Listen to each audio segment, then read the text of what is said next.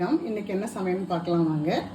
எப்பயும் போல் தூயமல்லி அரிசி வடித்து வச்சுருக்கேன். சூடாக நல்லா பளபளன்னு பாருங்கள், ஜம்முன்னு இருக்குது.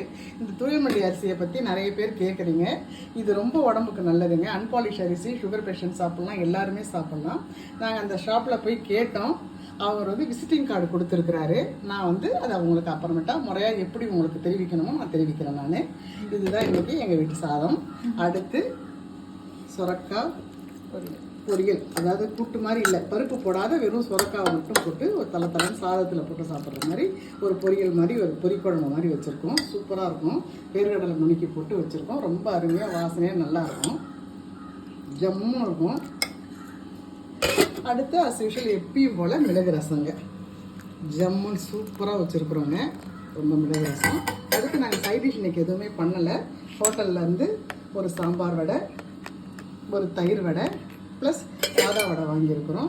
இந்த ஊரில் ரொம்ப வெயிலுங்க. இந்த வெயில் கொடுமை தாங்கவே முடியல. அதனால் நிறைய சமைக்க முடியல. இவ்வளோ தான் எங்களால் முடிஞ்சுது.